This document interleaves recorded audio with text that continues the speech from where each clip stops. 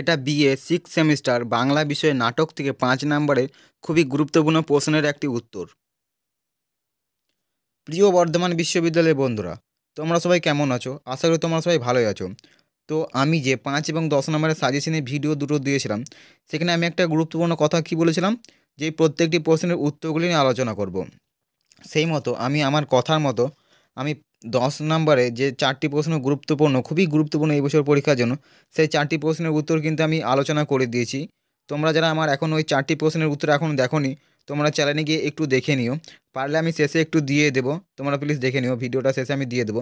এবং আজকে 5 নম্বরের জন্য যে প্রশ্নটি সবচাইতে গুরুত্বপূর্ণ এবছর পরীক্ষার জন্য, 5 নম্বরের জন্য এই প্রশ্নটি ভীষণ গুরুত্বপূর্ণ, এই প্রশ্নটির উত্তরটা নিয়ে আলোচনা করব।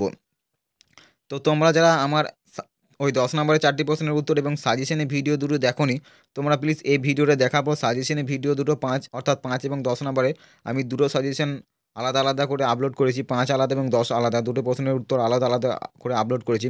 তোমরা যারা এখনও 5 এবং 10 নম্বরের ভিডিওটা দেখোনি, তোমরা প্লিজ দেখে নিও। এবং আমি 4টে 10 নম্বরের যেই প্রশ্নগুলি 2024-এর জন্য খুবই গুরুত্বপূর্ণ নাটক থেকে, সেই 4টি প্রশ্নের উত্তর আলোচনা করে দিয়েছি। ওই 4টে প্রশ্নই থেকে তোমাদের হয়তো দুটো কমন চলে আসবে, না হলে ওখান থেকে একটা তো আসবেই, না হলে দুটো কমন চলে আসবে ওখান থেকে ওই 4টে প্রশ্ন এই বছর পরীক্ষার জন্য কিন্তু ভীষণ গুরুত্বপূর্ণ।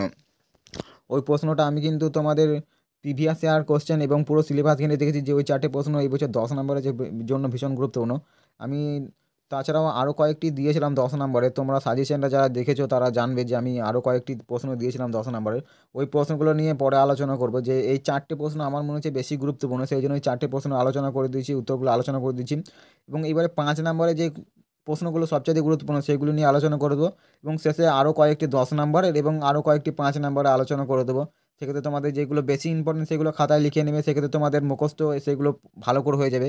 এবং যেগুলো একটু কম ইম্পর্টেন্ট সেগুলো লাস্টে করে নেবে যদি তোমাদের সময় থাকে। এবং প্রথমে এই জন্যই আমি খুব ইম্পর্টেন্টগুলো আলোচনা করে দিচ্ছি, যাতে তোমাদের খাতায় লিখে নেবে এবং সেগুলো প্রথমে যেন মুখস্থ হয়ে যায়, সেগুলো যেন পরীক্ষা এলে তোমরা ভালোভাবে লিখে আসতে পারো পরীক্ষা খাতায়। সেই জন্য আমি উত্তরগুলো প্রথমেই আলোচনা করে দিয়েছি। এবং আজকে আমি 5 নম্বরের জন্য যে প্রশ্নটি খুবই গুরুত্বপূর্ণ, এই প্রশ্নটি নিয়ে আলোচনা করব। এটা 5 নম্বরের জন্য ভীষণ গুরুত্বপূর্ণ। এটা 10 নম্বরেই যদি খুব ভুলবশত বা কোনো কারণে চলে আসে, হয়তো দিয়েও দিতে পারে 10 নম্বরে, এটাও দিয়ে দিতে পারে। সেই কারণে এটা 10 নম্বরে যদি আসে, এই প্রশ্নের উত্তরটা লিখে দিলেই হয়ে যাবে। হয়তো আমি যে সাজেশনে ভিডিওটা দিচ্ছি ওখান থেকে কমন আসবে, কিন্তু একটা কি সমস্যা দেখা যেতে পারে, যেটা 5-এ দিয়েছি হয়তো কোনো কারণে সেটা 10-এ চলে এসছে, এবং কোনোটা 10-এ দিয়েছি হয়তো কোনো কারণে সেটা 5-এ চলে এসছে। সেক্ষেত্রে তোমাদের আমি যে উত্তরগুলো দিচ্ছি, উত্তরগুলো একদম সঠিক দিচ্ছি, যাতে তোমাদের 5-এ এলেও লেখা হয় এবং 10-এ এলেও তোমাদের যেন কোনো অসুবিধার সম্মুখীন হতে নয়। 10-এ এলে তোমরা এটাই লিখে দেবে, সেক্ষেত্রে তোমাদের এটাতেই নাম্বার দিয়ে দেবে। তো চলো আজকে যেই প্রশ্নটি নিয়ে আলোচনা করবো সেই প্রশ্নটি দেখে নেওয়া যাক। তো প্রশ্নটি হচ্ছে, 19 শতকের বাংলা নাট্যকার হিসেবে রামনারায়ণ তর্করত্নের নাট্য অবদান সম্পর্কে আলোচনা করো। রামনারায়ণ তর্করত্নের নাট্য প্রতিভা যে নাট্যকার ছিলেন, তার যে প্রতিভা সেই সম্পর্কে আমরা আলোচনা করব। রামনারায়ণ তর্করত্নের নাট্য অবদান সম্পর্কে আলোচনা করুন, এরা উত্তরটা নিয়ে আলোচনা করব। এই উত্তরটা তোমরা খাতায় ভালো করে লিখে নেবে এবং একবার ভালো করে শুনে নেবে এবং তারপর খাতায় লিখে নেবে, এবং এটা কয়েকবার শুনে নেবে এবং তুমি কয়েকবার পড়ে নিলে তোমার প্রায় হয়ে যাবে। সেক্ষেত্রে তোমরা কয়েকবার শুনে নিলে তোমাদের মুখস্থ করতে অনেকটাই সুবিধা হয়ে যাবে। তো দেখো আমি একবার রিডিং পড়ে দিচ্ছি, এবং কোনো জায়গায় যদি আমার বলতে ভুল হয় বা কোনো জায়গা তোমাদের যদি বুঝতে অসুবিধা হয়, সেক্ষেত্রে তোমরা কমেন্ট করে জানাতে পারো। আমি অবশ্যই অবশ্যই তোমাদের কমেন্টে উত্তর দেওয়ার চেষ্টা করবো। তো চলো আজকে উত্তরটি দেখে নেওয়া যাক। 5 নম্বরের ভীষণ গুরুত্বপূর্ণ প্রশ্নের উত্তরটি দেখে নাও। 19 শতকের উত্তরটি বলছি, এবারে দেখে নাও।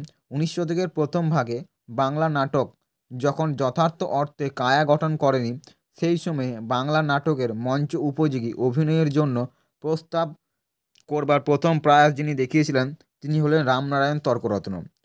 1822 থেকে 1886 এটা তার জন্ম এবং মৃত্যু।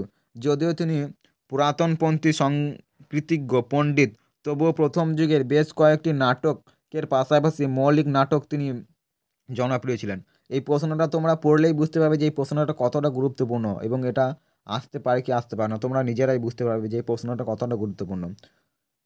দেখে নাও। কুলীন কুলসর্ব নাটকের জন্য তার খ্যাতি এবং পরিচিত সর্বজন বিদিত। তো এইখানে কি জন্য পরিচিত? কুলীন কুলসর্ব নাটকের জন্য তার খ্যাতি, এটা তার শ্রেষ্ঠ নাটক, সর্বশ্রেষ্ঠ নাটক। কুলীন কুলসর্ব নাটকের জন্য তার খ্যাতি এবং পরিচিত, সর্বজন বিদিত। প্রসঙ্গে জানতে তার দক্ষতা মন্দ ছিল না। সেই রামনারায়ণ তর্করত্নের রত্নাবলী দেখেই মধুসূদনের নাট্য রচনায় স্পৃহা জাগে।